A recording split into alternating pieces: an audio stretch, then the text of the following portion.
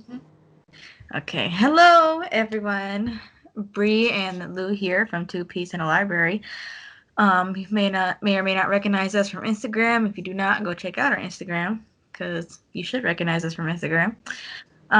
Today is going to be another one of our book reviews. We will be reviewing You by Caroline Kepnes. Kepnes, yeah, that one. Many of you probably already recognize the title because there's also a very popular Netflix TV series. But today we will be reviewing the book. Yes. So, the book. This is a well-loved book. It's one of my favorites, but the synopsis is it's a stalker story told from the point of view of the stalker, which you don't see a whole lot of, which sets it apart from everything. But it also has like a fun little twist of murder at the end. Well, throughout the whole thing, really. There's at least 3 murders. I love how you tried to say, yeah, murder just shows up at the end. No, it's actually just throughout the whole book. It's all just murder. Well, it's not all just murder. There's, I think, just 3 murders that are told directly, and then there's one that's alluded to. Um, but so the book starts with Joe Goldberg, just kind of a normal dude working in a small, tiny bookshop in New York. Um, and I guess you can say his life is kind of turned around the day that Guinevere Beck comes in and just buys some books.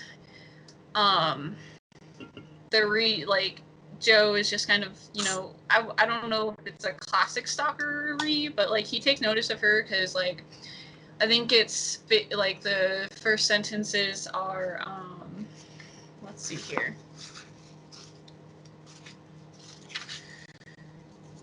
Um, You walk into the bookstore and you keep your hand on the door to make sure it doesn't slam. You smile, embarrassed to be a nice girl, and your nails are bare and your V-neck sweater is beige, and it's impossible to know if you're wearing a bra, but I don't think that you are. You're so clean that you're dirty, and you murmur your first word to me, hello, when most people would just pass by, but not you. In your loose pink jeans, a pink spun from Charlotte's Web, and where did you come from? So that's like he just takes notice of her because she isn't like everyone else. Basically, like she doesn't just pass by the store clerk. She says hello to him. So while that is normal common courtesy, yes, there is risk sometimes, but usually there's not.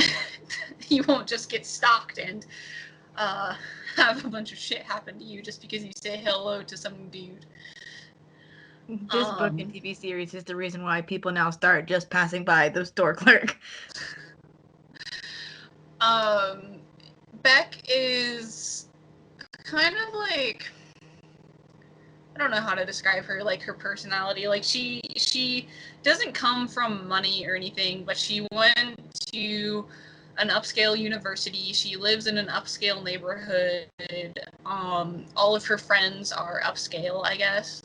Basically, is the way to say it. But she lives in, I don't want to say a lot of debt because I don't think it gets into too much how much debt she really is in, but you can kind of tell that she definitely has money troubles because she doesn't like she works as a TA, I think, for one of her teachers, but she doesn't do that very much, and she focuses more on writing, but she's not a very good writer. um, so she's kind of just a boring girl, but when she runs into Joe, like everything changes. Like Joe starts to make scenarios so he can bump into her.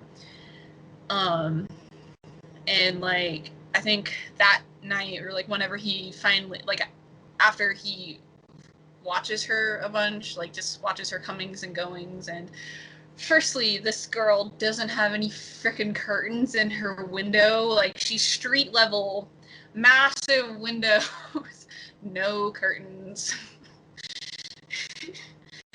in New York City. So the fact that there aren't more guys just watching her, especially since like I will say firstly, this book is very crass. Like, it likes to use words like cunt and pussy, and it's just very crass. Like, no tact whatsoever. So, I will say that, like, Beck seems to like to masturbate a lot throughout the day. So the fact that there are just more guys watching her do that is, like, shocking, honestly. But then, like, at one night, Joe stalks her to some, like, bar that does kind of like an open mic night where people can read poetry, can do comedy, can sing, whatever, what have them. And she goes and does reads a really bad poem that's like, I know poets like kind of chock their poems full of metaphors and all of that, but she just doesn't do a very good job at doing that. So it's just very bad, and Joe gets all mad because her friends are like, why are we even here? Like, Beck isn't even good. Like, why did we come here when we could have gone to this fancier place, and yada yada yada. So Joe, like, automatically doesn't like them, and afterwards, when Beck is going home, she's waiting on the subway, and it's like a really intense scene because, like, there's this homeless dude in the background, like, singing some random song, and Beck is drunk and standing too close to the tracks, and her phone drops or she falls over somehow into the tracks, and then, like, Joe goes over to help her up, and she waits around to get her phone. And I think in this show they kind of make it a little more dramatic than it really is. Like, I don't think the train almost hits her. I think they still have a good few seconds, but then she throws up on him because, you know, when you're drunk and you get jostled a lot, doesn't do well for your stomach. So then they go up and get a taxi, and like, it's just a lot. But nothing exciting really happens. Like, they start going out, or Joe starts making more scenarios, and they start dating. And after Joe steals her phone, he can see all of her things because Beck is not a very smart person and doesn't think, maybe I should change my passwords or disable this phone because I lost it. And Joe is able to access, like, her emails and stuff, and I don't know, he's like the ultimate nice guy, I guess. And, like, he, instead of I don't know, like, accepting that she may not want to date him, he continues to go out of his way to make scenarios to date her, and it's just very cringy.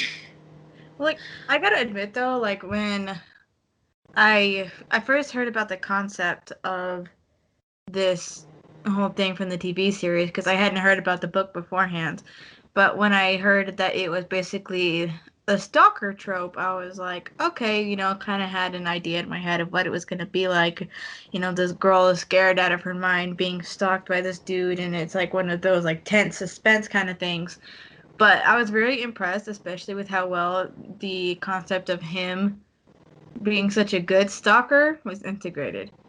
Because it's just, he wasn't a typical stalker, you know, because, like, he was actually, like, I was even, like, obviously, like, him stealing her phone and accessing her medias and stuff like that was low-key creepy and stalkerish. But, like, at the point when they, like, actually started, like, hanging out on a regular basis and even, like, started going out, it's like, like, is this even a stalker? He was so good at being a stalker, like, I couldn't even consider that being a stalker. I was like, whoa. I was like, damn, this is... He's, like, a very good disgraced stalker. I think, like, not that I'd ever support stalking, but I give him props. Yeah, he does it really good. Like, at one point, to get into her apartment, and while she's out, he pretends to, like, be her boyfriend, and calls, like, her, I don't know if he calls her landlord or just a maintenance dude, but he calls someone and, like, is like, oh, there might be a gas leak or something in the apartment. Like, I don't remember what excuse, but they let him in, and then he has, like, time to, like, just snoop around her place. Like, he steals some of her underwear, which is classic stalker behavior, I guess, and stuff. But, like, it's really well written. I really enjoy it. Like, I can go back to it, and even, like, though I've read it a few times already, like, those intense scenes are still really intense. One of the first murder that he does in the book is Benji, which is Beck's boyfriend, and I don't think he, like, I want to say he's kind of childish in that murder, because Benji is, like, the most hipster dude to ever hipster, basically. Like, him and, like, one of his buddies makes, like, some fancy soda together, and like, he only drinks natural, like, that, and, like, other natural shit, and he only gets, like, soy lattes. Like, he doesn't do, like, he's a hipster, that the most hipster that's ever hipstered. So high maintenance. I couldn't even imagine being in a relationship with that man. Well, if you, like, they're not really in a relationship. He kind of texts her saying he's coming over, and then they have sex, and then he leaves. Yeah, he's But kind of Beck like, is all over him. he's the kind of hipster that's kind of full of himself, and he comes up as, like, kind of douchey. Yeah. So the way, like, I say that Joe is childish in the way that he's getting rid of him, and because Benji is like, well, first, so Joe in the basement of the bookstore, there's, like, this really special cage is what they call it, I think, that houses, like, really rare books, like, first edition, signed by the authors, hundreds of years old, like, really old books. And Joe locks Benji in the cage after luring him by pretending to be some famous food critic.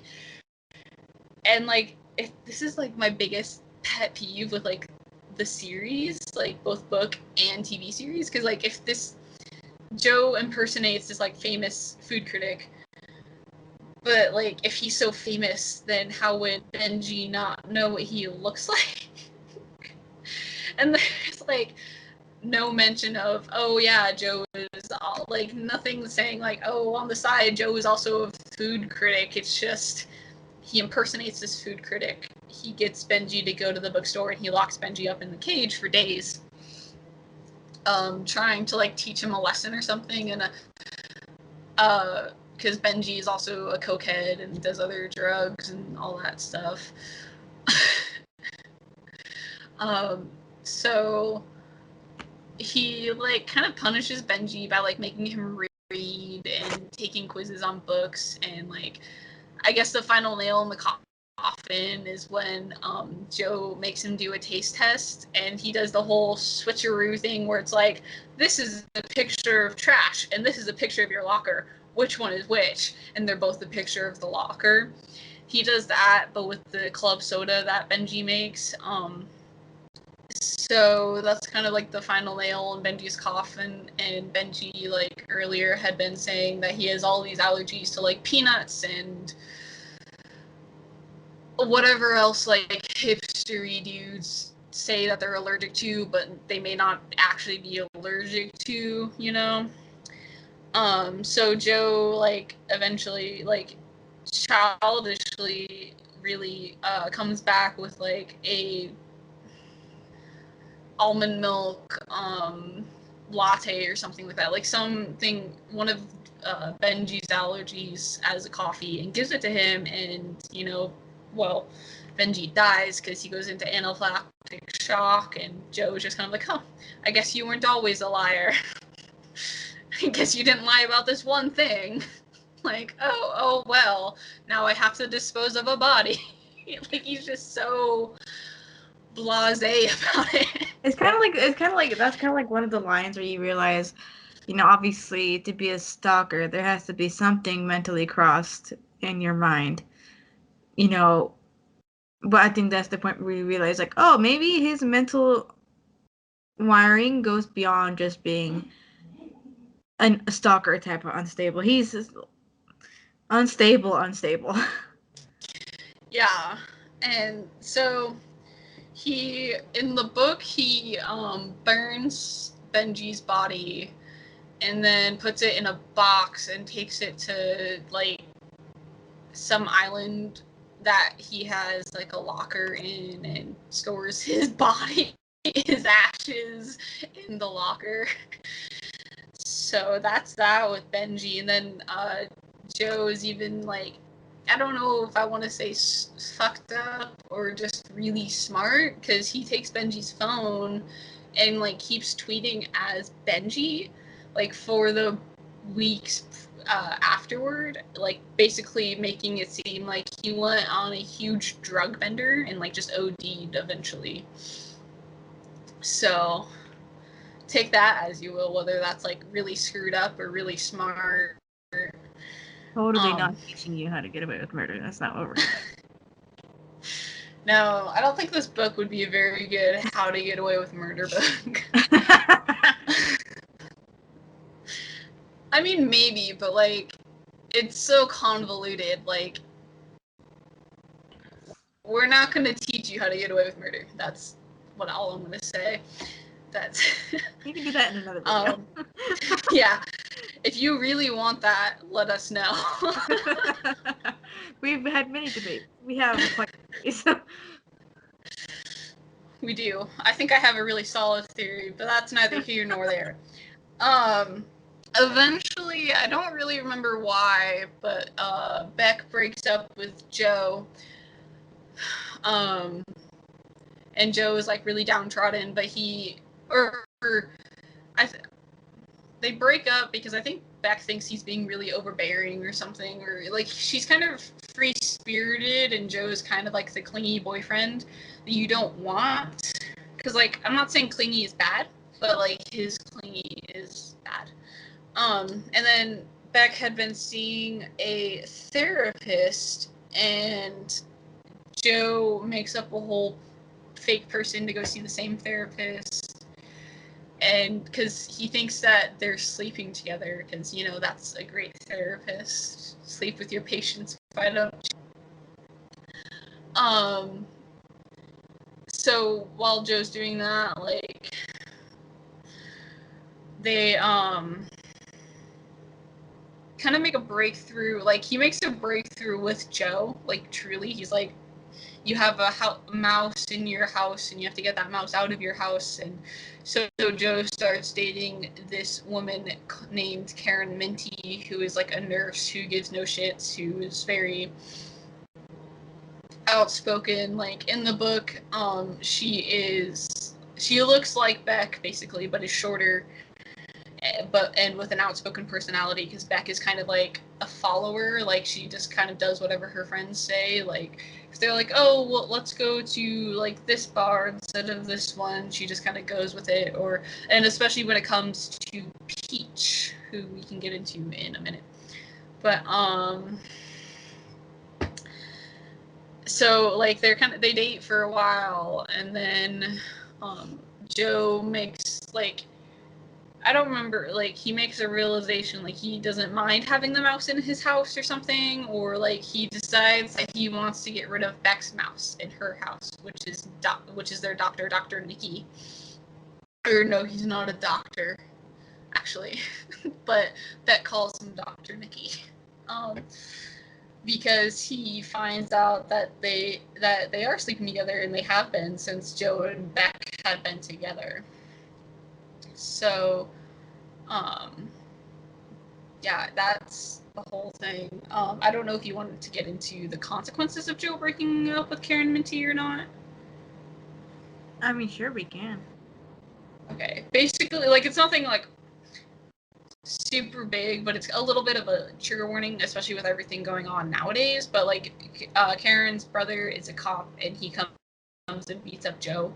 I don't think anything really comes of it. And this was written in like 2012 or something.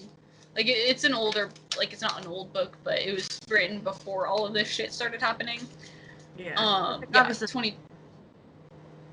2012, 2015, something like that. So like it's older, it's before, like not saying it wasn't happening, but like before it is what it is now. It had become as it is today. This police brutality. Yeah. So I don't think it really doesn't come up to anything other than like Joe feeling really bad for himself. Well, I also think just like from the reader's perspective, it's more of a case of a big brother defending his little sister than it is a cop on victim action. Yeah. And I don't remember if it's a big brother, like it's just a brother defending a sister. I don't remember if it's bigger, younger, so have it. So I'll just get into Peach's character now. So Peach is character. I'm sorry. Yeah, literally. So if you've only seen the TV series does a really good job of playing like that actress does a really good job of playing Peach. Like I hate her. She's like not you do considering you're seeing the book and the TV series from Joe's perspective, like you're not meant to like her. But even like if it were from like Beck's perspective, it's kind of like how in the world did you become friends with this person? Yeah, because she's obviously not a good friend, and especially with this close, like you can tell, like Beck kind of holds some value to their relationship, but it's like why? It's not deserved.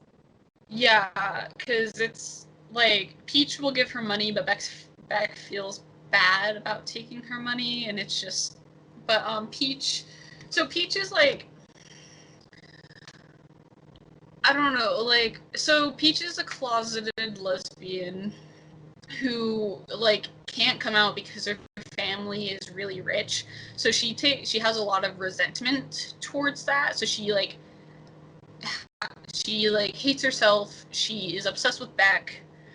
And she like I don't want to say she tries to turn Beck, but she definitely like isn't always subtle about everything. Like, and especially when Peach knows when Beck and Joe are hanging out, because at one point Joe made like this really romantic evening, like a horse carriage ride, a really fancy restaurant, and then like when they're at the restaurant, Peach calls back saying that like she has like some kind of emergency because supposedly Peach has like this digestion uh, digestion issue that is like never really proved but never really disproved, so you kind of take that with a grain of salt. So Joe rightfully gets really pissed off because it's like, I'm trying to hang out with my girlfriend, like go away. Yeah, Peach is just, she's so intrusive, and like it's to the point where it's like the concept of like, yeah, I understand that Peach may have feelings for Beck, but at the same time, if you really do have feelings for Beck, let her be happy. Like it's just so selfish, and she feels like it comes off as her being entitled. Like, well, she's my friend, I need all her time, and boyfriend be damned. Like I get her boyfriend is a not good person, stalker, but like still, it's the concept, it's the principle. Yeah, it's not like Peach knows that Joe has been stalking her and shit. She just doesn't like that Beck has a boyfriend because she wants Beck all to herself. Like she's even one of those people that like Beck's other friends are not friends with Peach. Like they hate Peach also. Like they try to like tell Beck like she's not good. To let her like be, and stuff. And it's just like Beck just, I don't know, I think she just likes the luxury that Peach brings, because like they have a really big penthouse. They have a house in New Hampshire, I think, like right on the ocean, and it's just well, the whole thing. Um, I will admit that I'm definitely jumping around in the story here because I don't remember. My notes are not exactly like in order. But it's fine because it works out. But and then so going off of the Peach thing, at one point Joe, like, actually does try to off Peach kind of more in a fit of rage than, like, a carefully thought out thing. And she survives, rocked to the back of the head, and after that, like, he loses back even more. Like, he realizes how much he screwed up when he did that, because, like, now Peach is her, like, always with her, like, and she says that she doesn't want any male figures around because it gives bad vibes or whatever, or something like that. Yeah. And she's just being a total bitch at that point. Like, Joe brings her, like, Joe's trying to be the supportive boyfriend and supporting his girlfriend's friends, and, like, brings Peach, like, just a smiley face balloon, and, like, basically saying, get well soon, you know? And he's barely even in the door before Peach is, like, telling Beck to send him away and to take his balloon with him because, you know, she's just that much of an asshole. I don't want you or your balloon. I'm like, geez. Well, yeah, I'm like, you can't take a smiley face balloon. Like, that's not going to bring you that bad vibes. But whatever. And then I think it's between the point where Beck has stopped seeing Nikki and isn't with Joe, and Peach takes her to their house in New Hampshire, and like, Joe follows. It's a whole thing with Joe. Joe gets in, like, a car wreck. He, like, gets found by, like, some police officer and taken to the ER to get stitched up, and it's just a whole thing with Joe. But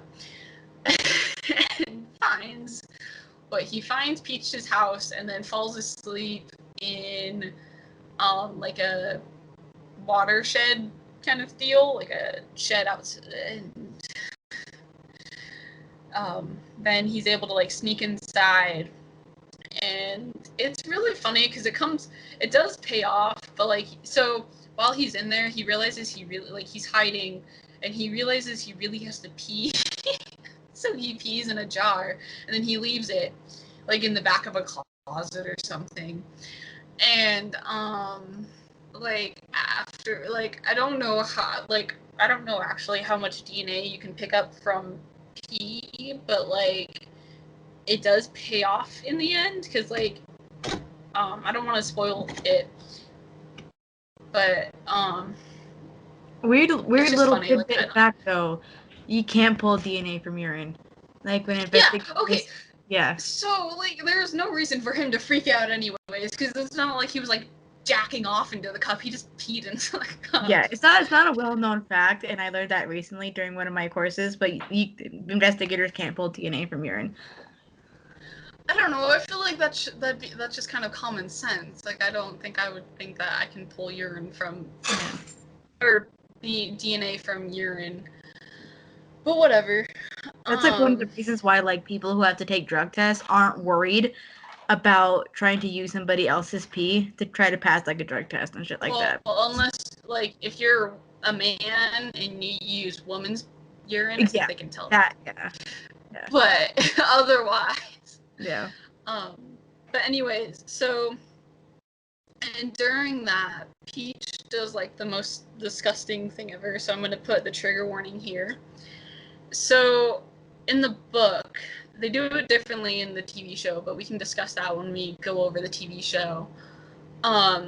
Peach, like, straight up, like, rapes Beck, like, and Beck is getting into it because, you know, she's been under a lot of stress. Like, she's been sleeping with her therapist, she broke it off with a really good boyfriend, and, like, just with school and everything else too. So she's getting into it, and like, Beck, like, moves her way up her legs, and I don't remember if she, like, fingers her or what, but she definitely, like, does something like that. But then, like, Beck kind of comes to her senses and, like, apologizes to Peach for that. Hi. And it's just, Beck is just, like, does the classic victim. Like, and all that. So it's really gross. And also during that time, Joe finds I'm gonna call it a Beck box that Peach has also of like pictures of Beck, either like just like Beck thinking it's like friends being friends, and like you know how some girls are like really close and like don't mind like being naked around each other or whatever, like those kind of pictures. But then there's also pictures of Beck sleeping with like only her underwear on, or like just very exposed. So Joe, I want to say rightfully, is grossed out by it, but at the same time he also jacks off to those pictures. Like he's mad about it, but he's also like jacking off to those pictures and like taking pictures of them with his phone too. So like, take off to no one, buddy. yeah, like, so it's great. So yeah, that's the scene, and then then Joe gets rid of Peach by Peach like is very much my body is my temple kind of thing. So Peach goes on runs like every day. So on one of her runs, when Beck isn't joining her, he follows her down the beach to like some area and kills her, and then to make sure the deed is done this time, he loads her up with rocks and like sinks her in the ocean. Which ends up not working out anyways because her body is found, but everyone just thinks she committed suicide. So, but that's later in the book, I believe.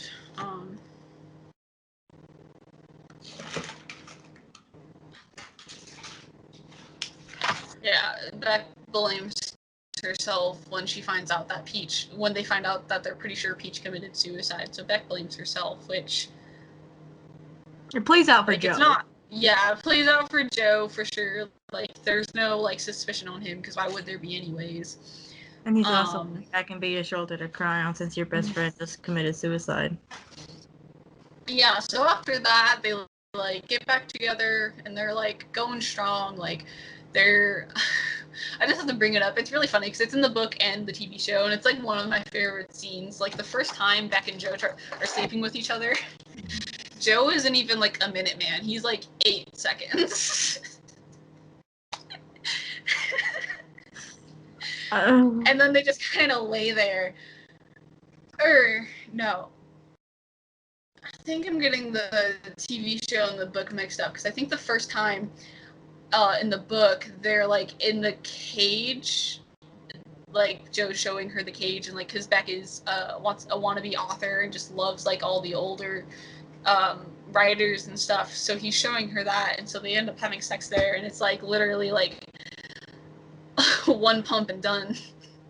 Yeah, And she's like there like she's there like caressing him, like saying like it's okay, it's fine, you did well and all of that. And like I think this is after he has her phone.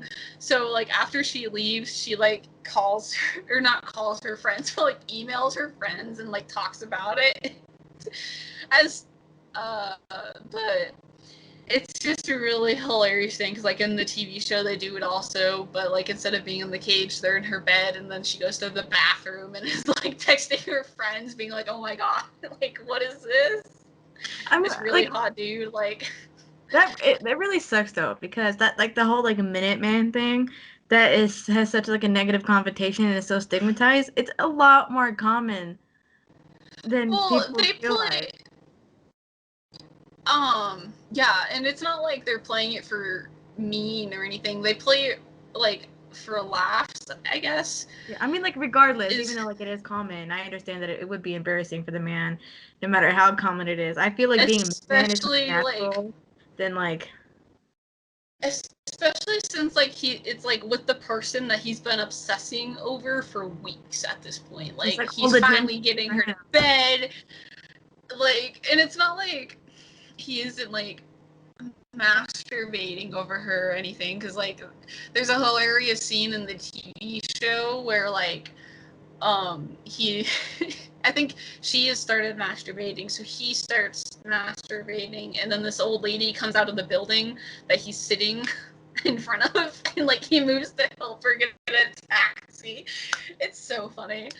But anyways, so they're like sleeping together and stuff, and obviously he's gotten more stamina at this point, so and like I said in an earlier video, like you can work up and build stamina with that kind of stuff, so it's not like always like a medical thing or whatever, so you don't have to like worry about that. But and then Beck finds her Beck box, I guess, that Joe has, and in it is a bunch of like some of her underwear, I think a couple of her bras, some like other miscellaneous. I think he has, honestly, the most disgusting thing, like besides the underwear, is he has some of her used menstrual things in there. Yeah. It's a really funny scene, like in the book, because I don't think it's in the TV show. And it's like she I don't know if she holds it up or whatever, and she's like, "Why do you have this?" And he's like, "Well, you're not using it anymore." And it's like, you have me there, but still. Yeah, he tries to play it off as like jokes, and she ain't having it. Yeah, he's like, it's not like, he says that it's not anything that she's using, not anything that she misses, except like, they go into detail saying that like one of the things he has is a pair of her sunglasses that he stole like a week before, and that she had him help her look for, because and it's like, obviously she still uses those, so why would you steal those? But my favorite part is that he blames it all on her PMSing, and that's why she's overreacting and reacting the way that she's reacting. Because we Not love that it. she's Man, decides overreacting. to go, is it your time of the month? We love that. Well, knowing Joe, it probably is.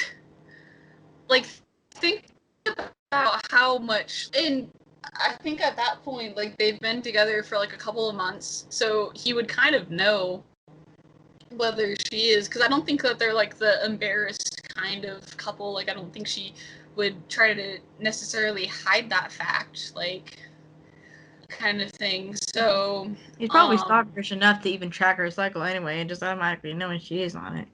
well, yeah, but also like at this point they're basically living together. Like, they're either at her place or his place. They're never not together, basically, unless Beck is at school or Joe's at work or whatever. So it's not like, I think, knowing Joe, he definitely knows that it is her time of the month, and he's not just like, oh, PMSing. He's being like, you're doing this because you are PMSing, which is screwed up in itself. Now, this might just be me like imagining something or remembering something that wasn't actually there, but doesn't he also have something in that box tying him to Peach's murder? I don't know if it's Peach's murder, but I think in the Or like Benji or something. I think it's in Benji, and honestly, I don't remember if it's just a TV show or the book. But I know since he burned Benji's body, he has his teeth. But like, she doesn't know that they're Benji's teeth, but I think he admits to her that they're Benji's teeth. I don't know why he would do that, because even if, because like, okay, and I think that's where he messes up. Because think about the legality of this, okay? She finds a box with some really Full of creepy first. things. Yeah. Like, yeah, she can throw the box at him, she can storm out, she can do whatever, put a restraining order, what have you. But he's really not going to face any serious legal action at that point until he admits that they're Benji's teeth. That's when he screws himself. I'm like, are you serious? So yeah, so I know, like, I don't remember if it's a TV thing that they did or if it's in the book also. I'll probably have to reread the book before we do the TV series, just to kind of get everything more straight. Separated, yeah. Yeah.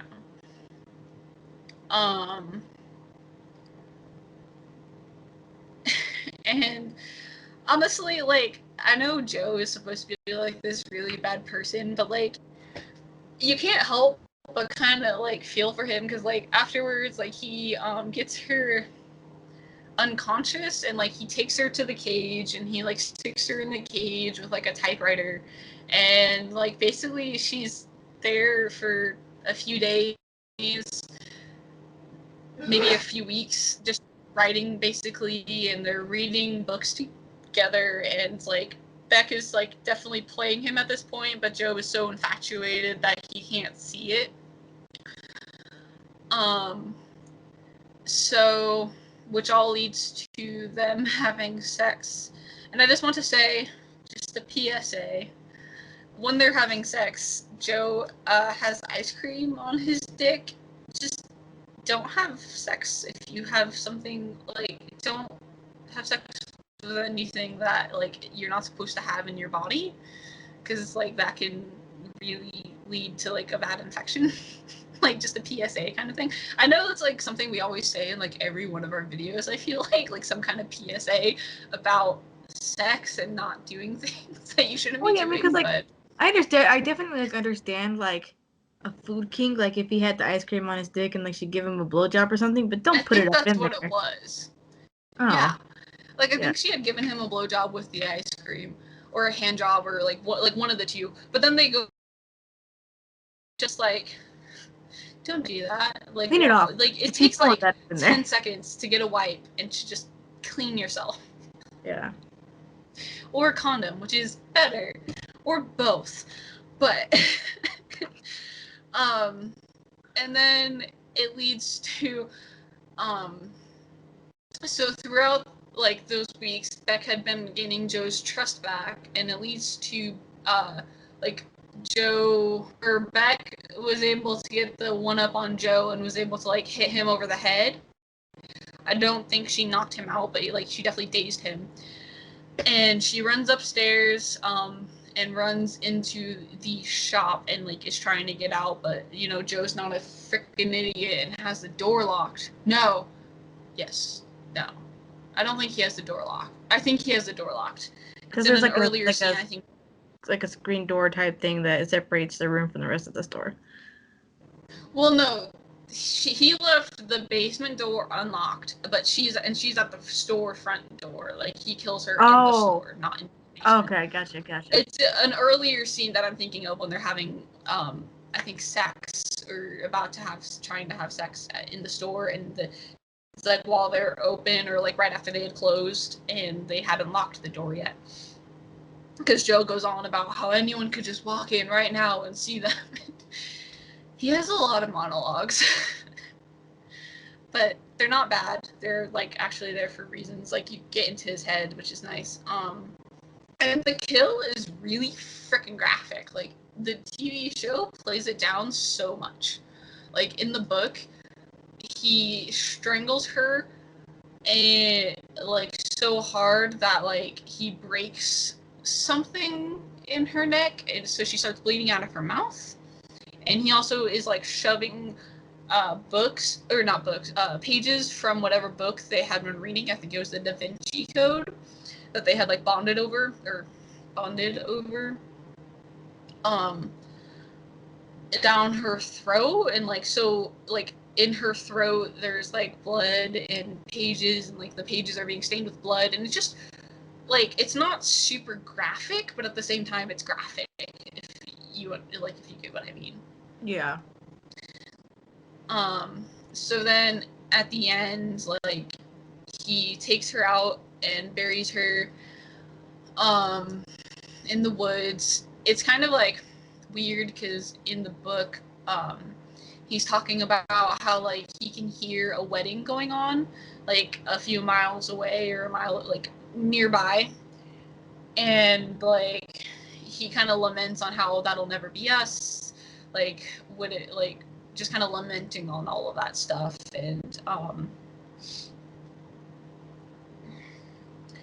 of that, and then after that he takes what she had been writing, like I don't remember I think it was basically like an autobiography or some kind of biography like that. And he takes that and he publishes it for her.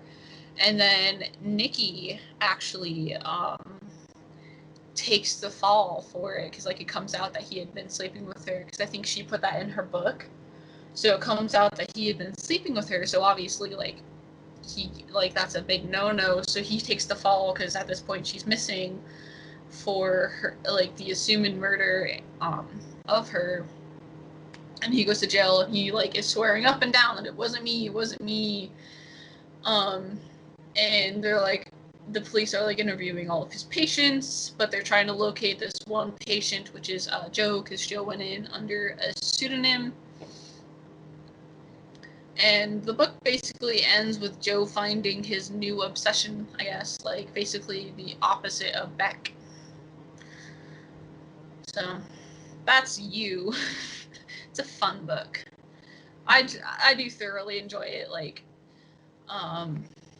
it has good twists and turns, and like we didn't go into every little nitpicky detail, so there's still a lot of stuff that we didn't cover here, like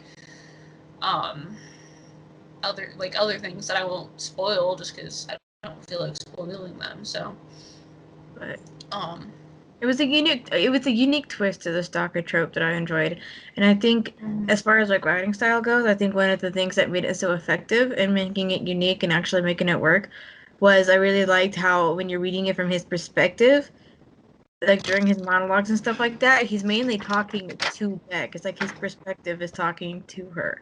So it's a really good way to get into his head and really understanding like how he thinks. And I think it's understanding like how he thinks. I think that's part of what makes it easy because like especially when you get this feeling more when you watch the series, I think, than when you read the book, but you actually kind of end up wishing that he wasn't so messed up so that they could actually be together because he actually isn't too bad in the relationship department. I mean, yeah, and that can be something we can get into more in Hidden Bodies, I think, because he really like in that book he gets into a real relationship, like he ends up getting the girl pregnant and all of that.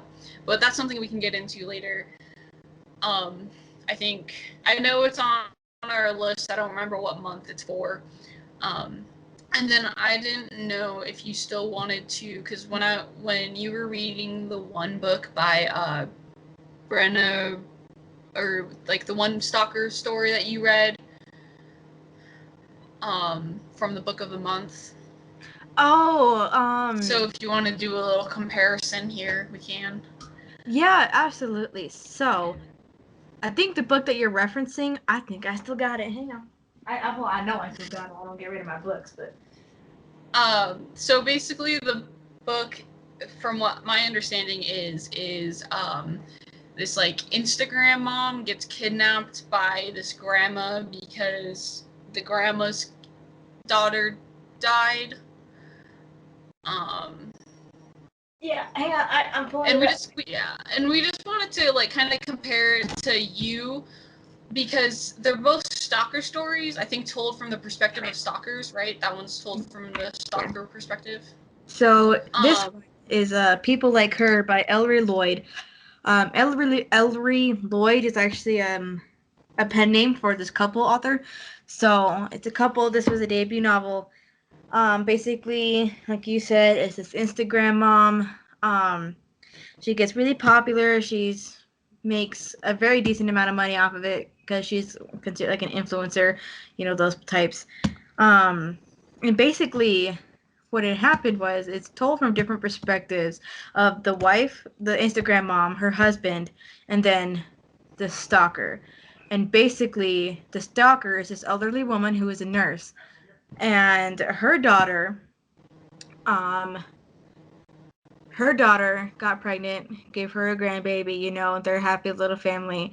And her daughter worshipped this Instagram mom, took her mom advice, went through all of her events and everything. And she had asked her, like, hey, what is your advice on co-sleeping? My baby isn't sleeping real well. Do you think she's ever too young to co-sleep? And the Instagram mom was like, no, I co-sleep with my daughter, like, all the time. It's perfectly fine. Go for it. And the mom tries it out. You know, she goes, okay, so she tries it out, but her hair ends up strangling her baby in her sleep. And so that hits her pretty hard. She commits suicide. So now this nurse has lost her daughter and her grandbaby, and she blames the instant grandmom for the advice that she had given her.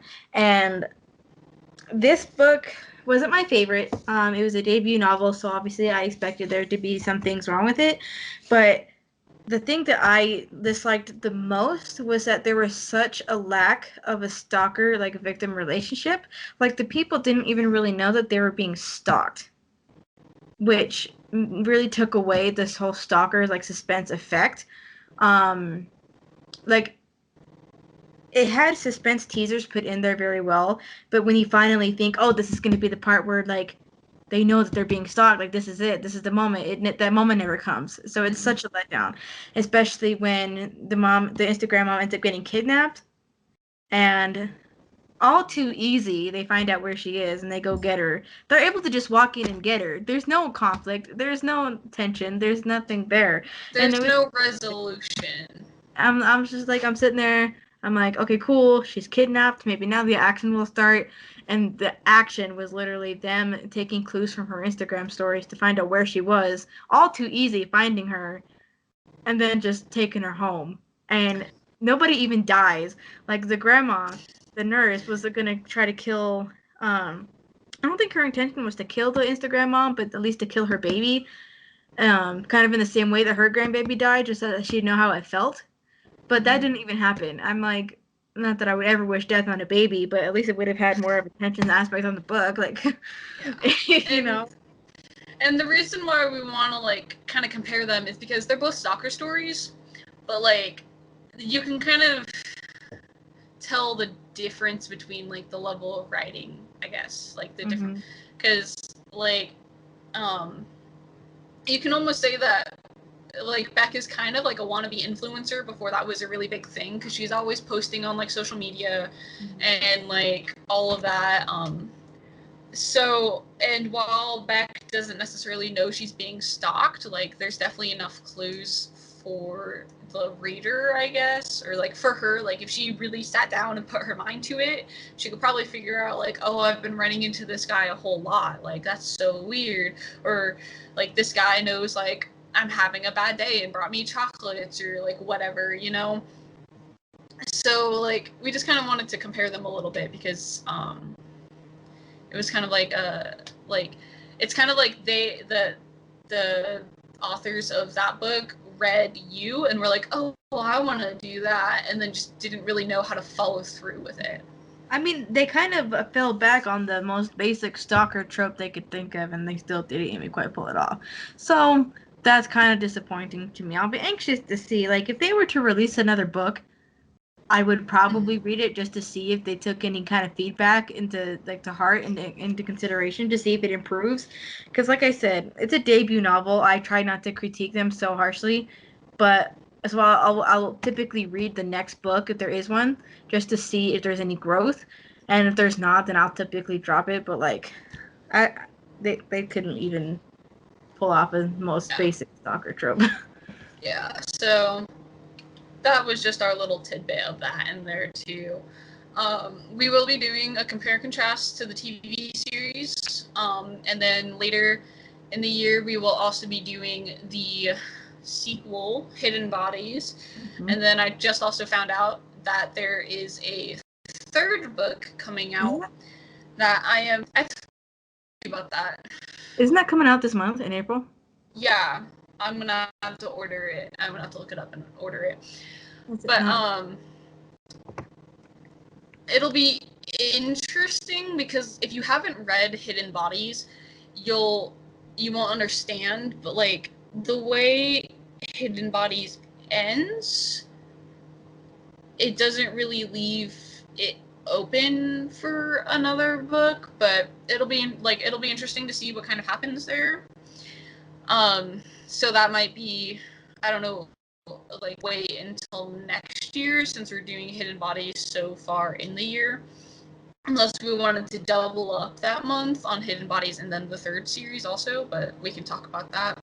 Yeah. The book is out right now. Okay. We are also going to be doing a extra book review tomorrow on All the Ugly and Wonderful Things. So watch out for that. That one's gonna be really, I don't know, like intense, I guess, because Gonna be a heavy, hot topic.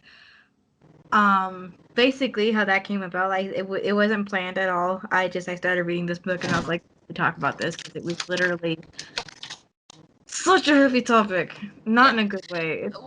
We won't get into it here. It's emergency status. We'll just say that. You'll see it soon. So, and I think we're also gonna hopefully be having a guest appearance on that one also. Mm-hmm. So, watch out for that. And we'll make sure to like keep everyone updated about everything. So, have a good day. Bye.